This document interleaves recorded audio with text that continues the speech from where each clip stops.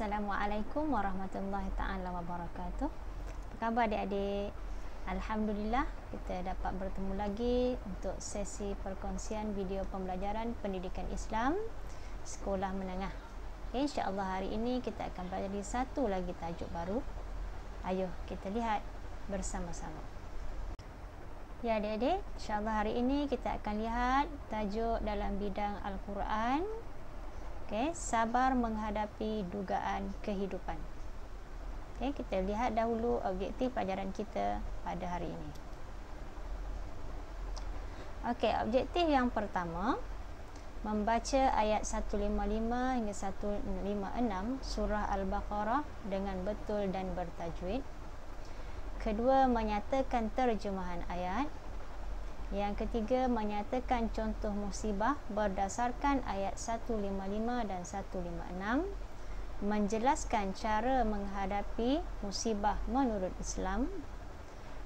Keenam, menerangkan hikmah di sebalik ujian yang diturunkan Allah kepada manusia dan menghuraikan pengajaran ayat dan menghubungkaitkannya dengan kehidupan. Baiklah, kita teruskan pelajaran kita. Surah Al-Baqarah ayat 155. A'udzu billahi minasy syaithanir rajim. Wa lanabluwannakum bisyai'in minal khaufi wal ju'i wa naqsim minal amwali wal anfusi wath thamarat wa basyiris sabirin. Maksudnya, kami pasti akan menguji kamu dengan sedikit ketakutan, kelaparan, kekurangan harta, kehilangan jiwa dan kekurangan hasil buah-buahan, serta berilah kabar gembira kepada orang yang sabar. Alladzina idza asabathum musibatun qalu inna lillahi wa inna ilaihi raji'un. Iaitu orang yang apabila ditimpa musibah, mereka mengucapkan inna lillahi wa inna ilaihi raji'un.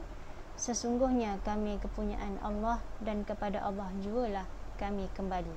Itu adalah ayat 155 dan 156 daripada surah Al-Baqarah. Dalam tajuk ini terdapat satu spektrum ilmu, di mana kalimah inna lillahi wa inna ilaihi raji'un ia juga dikenali sebagai istirja', iaitu ungkapan diucapkan ketika seseorang ditimpa musibah seperti kesusahan, kesakitan dan kematian. Jadi kalimah inna lillahi wa inna ilaihi raji'un boleh digunakan pakai ataupun disebutkan apabila kita mendengar saudara ataupun di masyarakat di kalangan kita ditimpa musibah. Baiklah, kita teruskan. Apa itu ujian? Ujian merupakan sunnatullah, iaitu peraturan dan ketetapan Allah kepada semua manusia. Ujian ini boleh datang dalam pelbagai bentuk, antaranya perintah dan larangan, perkara yang halal dan yang haram, kesihatan dan kesakitan, kemewahan dan kemiskinan, dan juga hidayah dan kesesatan. Ini adalah beberapa bentuk musibah. Kita teruskan dengan contoh musibah. Contoh musibah ini adalah seperti yang dinyatakan dalam ayat 155 sehingga 156. Pertama, perasaan takut. Kedua, kelaparan. Ketiga, kekurangan harta. Keempat, kehilangan jiwa. Dan yang kelima, kekurangan hasil buah-buahan.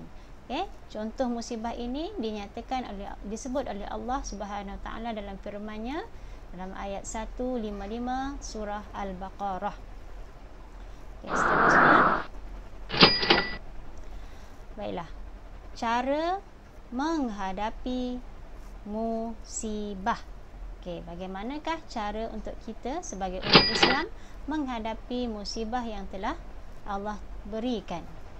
Pertama, kena sentiasa tabah, sabar dan mengharapkan pahala daripada Allah Subhanahu Wa Taala, meyakini ada hikmah di sebalik musibah, muhasabah diri dan meningkatkan ibadah seperti solat dan doa. Jadi apabila ditimpa musibah, kita perlu muhasabah. Mungkin ada kesilapan di mana Allah datangkan teguran dalam bentuk musibah. Meyakini musibah itu adalah ketentuan Allah. Seperti yang dinyatakan tadi, musibah ini ataupun ujian ini adalah sunnatullah, iaitu ketetapan Allah Subhanahu Wa Taala kepada semua manusia.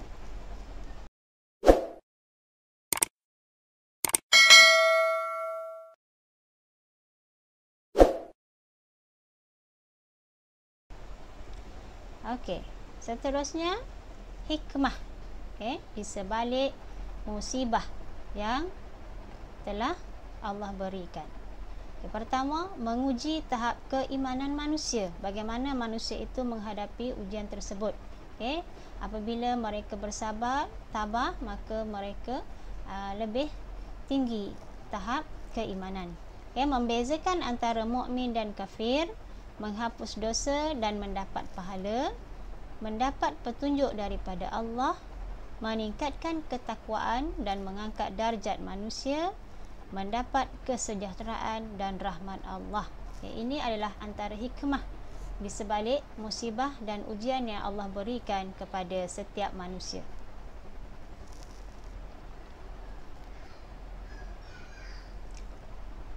Pengajaran ayat.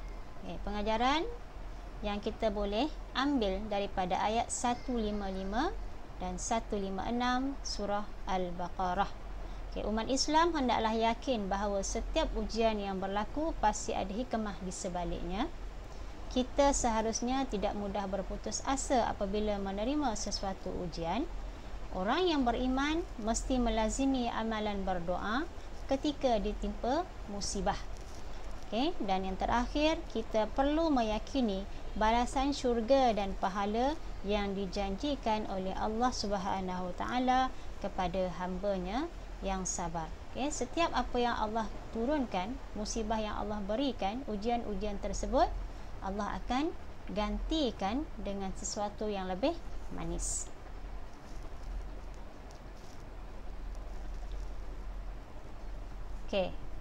Bagaimanakah yang dikatakan mukmin yang sentiasa berada dalam kebaikan? Apabila ditimpa musibah, dia bersabar. Itu adalah kebaikan baginya. Dan apabila diberi kesenangan, dia bersyukur. Itu juga kebaikan baginya. Jadi apabila kita ditimpa musibah, kita bersabar.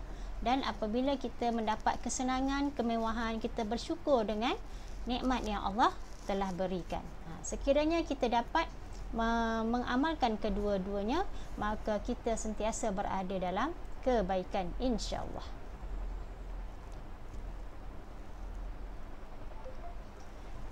Kunci ilmu berkenaan dengan cara bersyukur. Cara bersyukur pertama dengan menggunakan hati, iaitu dengan sentiasa bersangka baik terhadap Allah dan yakin segala nikmat daripada Allah. Cara yang kedua dengan lisan, yakni dengan lidah, iaitu sentiasa memuji Allah dengan mengucapkan Alhamdulillah, bertahmid, bertakbir dan bertasbih. Dan yang terakhir dengan cara perbuatan, iaitu dengan sentiasa melakukan ketaatan kepada Allah dan berakhlak mulia serta melakukan kebaikan. Baiklah adik-adik, sekian saja pelajaran kita pada hari ini. InsyaAllah kita akan berjumpa lagi dalam perkongsian video pendidikan Islam yang akan datang. Bye. Jangan lupa subscribe, like, komen dan share.